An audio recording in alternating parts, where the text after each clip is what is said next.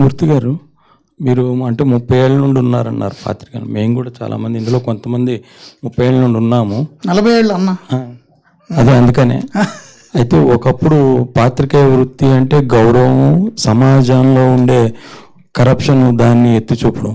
ఇప్పుడు చూస్తూ ఉంటే పాత్రికేయులు అంటే పార్టీ ప్రతినిధుల్లాగా మాట్లాడడము, చెయ్యడము, రాయడం అన్నీ చేస్తున్నారు.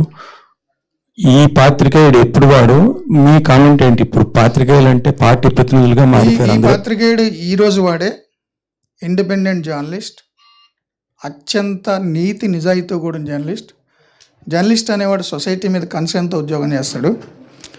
మీరందరూ తెలుసు జర్నలిస్టులే. మీ భార్య బిడ్డల్ని, ఇంట్లో వాళ్ళని అడగండి. మీరు చాలా ఫంక్షన్లు కూడా మిస్ అవుతారు మీ వృత్తి కోసం. తల్లిదండ్రులు హాస్పిటల్లో ఉన్నారన్నా కానీ ఈ అసైన్మెంట్ అయిన తర్వాత వెళ్తానని అంత కన్సర్న్తో ఉండిపోతారు వృత్తి మీద. సో అలాంటి ఆనెస్ట్ జర్నలిస్ట్ సొసైటీ కోసం ఇవాళ చేస్తే రేపటికి 1000 ఏళ్ళు బతకడానికి రాలేదుగా, దాని సంగతి తేల్చేద్దాం. అది నా హీరో. అంటే ఇప్పుడు పార్టీ ప్రతినిధులుగా మారుతున్న పాత్రికేయులు మీ కామెంట్ ఏంటి సార్? ఇప్పుడు జర్నలిస్ట్ అనేవాడు ఫస్ట్ నుంచి ఇప్పటి వరకు అన్ని దశల్లో, అన్ని ఏజుల్లో, అన్ని కాలాల్లో మంచి చెడు ఉన్నట్టే, అన్ని రంగాల్లో మంచి చెడు ఉన్నట్టే జర్నలిజం కూడా ఉంటుంది. 100% ప్యూర్గా ఏ ఫీల్డ్ ఉండదు. బట్ పర్సంటేజ్లు మీకు స్వాతంత్రం వచ్చేటప్పుడు పెద్ద పెద్ద ఫ్రీడమ్ ఫైటర్లు అందరూ జర్నలిస్టులు, లాయర్లే, సొసైటీ మీద కన్సర్న్తో ఉన్నోళ్ళే, పబ్లిక్ లైఫ్లో ఉన్నోళ్ళే. మీరు మహాత్మా గాంధీ, జవహర్లాల్ నెహ్రూ అందరూ కూడా పాత్రికేయులు, లాయర్లే. సో ఆ ఇన్ఫ్లుయెన్స్ ఎక్కువ ఉండేది కాబట్టి 50-60s వరకు కూడా ఎక్కువ శాతం జర్నలిస్టులు సొసైటీ మీద కన్సర్న్తో ఉండేవారు. సో అప్పుడు కూడా పార్టీలకు ఆపాదించిన జర్నలిస్టులు చాలామంది ఉన్నారు. ఇప్పుడు కొంచెం ఎక్కువై ఉండొచ్చు. బట్ ఇప్పుడు మంచి వాళ్ళు ఉన్నారు, అప్పుడు చెడ్డోళ్ళు ఉన్నారు. అంటే మీరు ఒక ఛానల్లో పనిచేయడం వల్ల, ఆ ఛానల్ ఓ పార్టీకి లేదా సపోర్ట్ చేయడం వల్ల మీ సినిమా కూడా ఆ పార్టీకి అనుగుణంగా తీశారని, ఆ హీరో కూడా ఆ పార్టీకి సంబంధించిన వ్యక్తే కాబట్టి అలా అనుకోవడానికి ఏమైనా వీలుందా?